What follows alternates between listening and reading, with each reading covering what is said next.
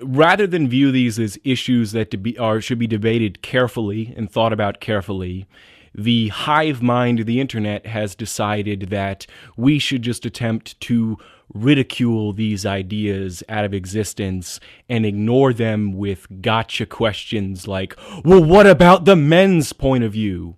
Which, in context, is a completely insincere question because it doesn't come from any sort of genuinely concerted effort to address issues involving men. We're not talking about people going out and making domestic violence shelters for men that are being abused. We're talking about people who use that fact to throw in people's faces in an argument with no genuine desire to act proactively to address a genuine social problem. That is a sincere question, and your commenters have a 500-character limit, hardly enough to debunk a century of feminist lies and present the ideology of a second movement from the ground up. That would take an entire novel or two. There are many men's rights activists and they are very serious about their efforts to achieve gender equality. Unfortunately, feminism is a powerful movement that dominates every aspect of life, and there is no shortage of men such as yourself that broadcast to a YouTube audience and spread lies and misinformation about the movement. And again, to elaborate on my own position, I think that all perspectives, all potential social problems, whether they be problems that women have, or problems that white males have, or problems that people of various races have, I think that they should all be open for discussion, and we should examine each of them very carefully and think about how to try and solve them. But it doesn't do us any good to try and play the who's the bigger victim card, and it doesn't really make any real attempt to rectify these problems in reality. I think that we live in a society that is mired in countless problems, from sexism to racism to wealth inequality and militarism and imperialism. I think society has countless problems, and we should actually work to try and resolve them rather than just have these hysterical discussions where we try and discredit one faction's problems with another faction's problems. That's working towards somebody else's divide and conquer strategy. All right, the people who really have power, the people who are really sending men off to die in wars because of the draft, the men who own the coal mines that the men have to work in, that divide and conquer works for them. It works for the power elite. They want white males fighting feminists. And, white people in a backlash against minority concerns. They want to divide and conquer to maintain their own power. All right? Feminism is not your enemy. Okay, so when men stand up for men's rights, your argument is that they shouldn't be standing up for their rights because we have bigger fish to fry, the corporations, the rich elite, etc. Why not tell this to the feminists? Why not give this speech to the NAACP or any other minority civil rights group? Also, men wouldn't have to stand up for their rights if feminists weren't the ones that took them away. It's perfectly legit in your eyes for feminists to attack the rights of men and offset the balance of power in their favor. But when men stand up and defend themselves, suddenly that is when all this petty arguing has to stop and we need to focus on other things besides gender issues. How fucking convenient. I just love the cognitive bias you have. You said we should be working together, and feminism isn't the enemy. Unfortunately it is. As I said, if there was no feminism, or more accurately, if the feminist movement didn't turn into Frankenstein's monster a few generations ago, men wouldn't be lacking in rights. Here is what I am talking about. Women get the child in 2/3 of custody battles. The fathers are often granted visitation rights, but the mother can suspend at any time she wants. He can end up having to pay child support for a child he doesn't get to raise. If it were not for feminist organizations applying political pressure to the courts, things wouldn't be this way. A woman can simply accuse a man of rape, and in many cases, the man she points her finger at will be found guilty even without evidence. This isn't a problem that arose from nowhere. This is because feminists have applied political pressure through various means to achieve this. Their constant insistence that every man is a potential rapist, and every woman is a rape victim, or will become a rape victim, and anyone that asks for evidence of any of these claims is immediately called a rape supporter. In the cases where a man could somehow prove his innocence against the accusation of rape, the female accuser is not imprisoned for her false allegations. Again, this is no accident. This is the result of feminists applying political pressure to the court system. Girls now excel over boys in academia, both college and primary school, because the scholarship programs and teaching methods have been deliberately altered by feminist pressure to favor girls over boys.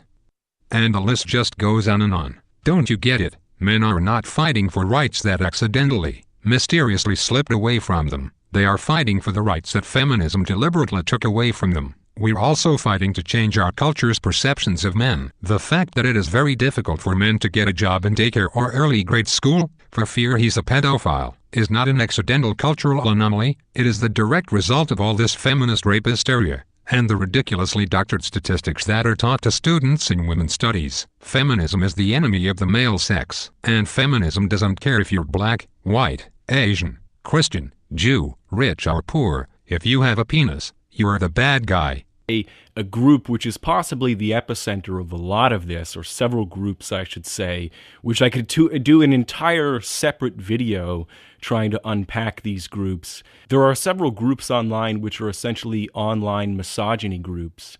Now, of course, people hate that word. They think, oh, there's no such thing as misogyny, or that it's a word that's just kicked around. But remember that one of the different definitions of misogyny is a distrust of women. And then go listen to some of these videos where they say that they can't even bother trying to establish any sort of long-term relationships with women nowadays because the dating scene is just so risky that every woman is trying to get pregnant, falsely accuse you of rape, and take the house in the divorce.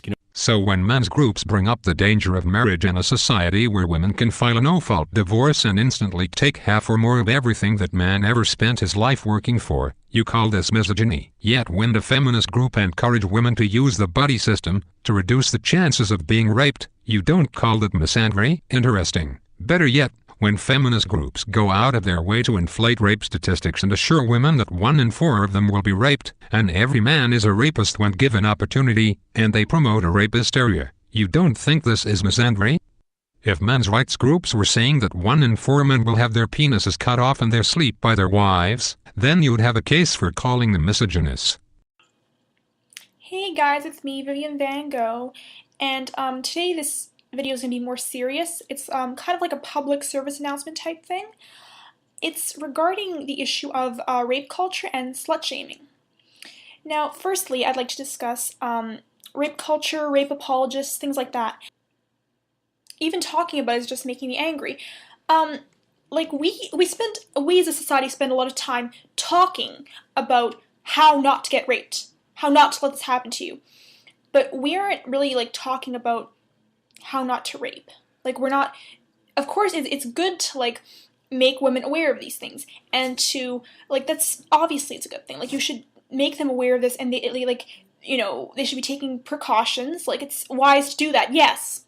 But if they're not taking precautions, then it still doesn't justify what somebody's doing to them.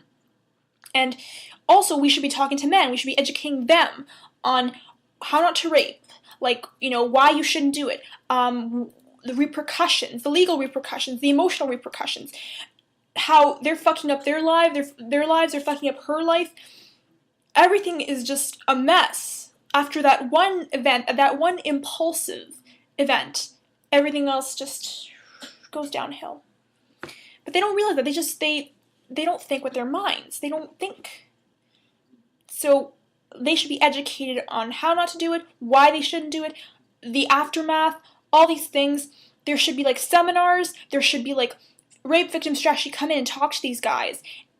Talk to guys in high school or guys in college, But how come that's not happening? Are we too scared as a society to face this issue?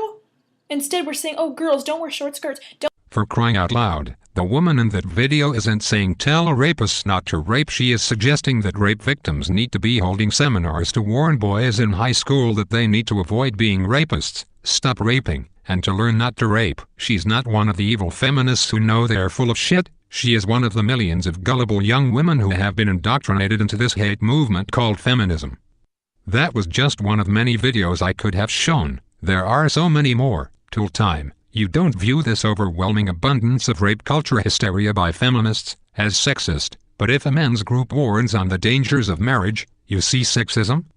When women's studies classes purposely design surveys that are worded and rated in a way to generate a maximum positive for people claiming rape is okay, and then these sexist studies are used by feminists to propagate a rape culture hysteria to demonize males and empower women, you don't see this as sexist. But unless we begin to acknowledge these facts and talk about them, we're never going to dispel the idea that rape happens to women who are sluts. UCLA researchers found that 54% of teenage boys thought it was acceptable to rape a woman if she led him on. So don't tell me that we don't need to keep pointing out that rape is a bad thing, because clearly not everybody knows it is. 9 out of 10 rape victims are women, and women of colour are more likely to be raped than white women. 2/3 of rapes are committed by somebody the victim knows. Nearly a third of people in the UK think that a woman is partially or totally responsible for her rape if she was drunk. Drunken consent is not consent. A third of people in the UK believe that a woman is partially or totally responsible for her own rape if she was flirting. Flirting is not consent. What's the matter? Was that too subtle for you? Try this. You argue that we are wrong while using these same trite, misogynistic arguments to validate your points. You say men build and own this world, but then state they are not to blame for everything that's so wrong with it. The males have led almost every single war out of the approximately 3,010 wars throughout human history, and yet they're not to blame. Males commit the majority of all crimes worldwide, and most crimes are male on male or male on female, and yet they're not to blame. Males have barred women from virtually everything in history, denied us the opportunities and freedoms that were rightfully ours, and yet somehow you think that you can pass the blame to us? We, the women, who are currently around 70% of the world's most impoverished people due to lesser opportunities and poor conditions, we are to blame? And you call us individual cases of women disliking men merely means that there are women who have a reasonable dislike for something. Misandry is a vague, useless, hyperbolic term that tries to describe something that's a perversion of reality. And even if misandry did actually exist on a cultural, institutional, or relational level as people infer it does, how would that not be an appropriate response to the things that all women have to fear from males? When you compare the two side by side, the greatest thing that males have to fear from women is rejection, while the greatest thing that women have to fear from males is sexual assault, generalized violence, emotional abuse, abandonment, and social domination. All of these things are perpetrated by males against women on a daily basis. Add that to the disparities in pay, professional opportunities, and political advancement for women in comparison to males, and any reasonable person could conclude that an immense cultural dislike for males would be an appropriate response. It is a proposed global initiative for population reduction, which will, in a few decades,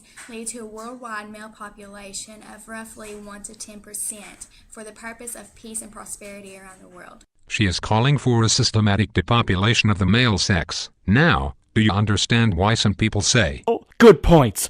But the feminazis are so fucking scary to me now. I still support Thunderfoot. Feminism has nothing to do with equality. It's all about generational revenge by making females superior. Those people are simply fundamentalists without fundamentalist religion.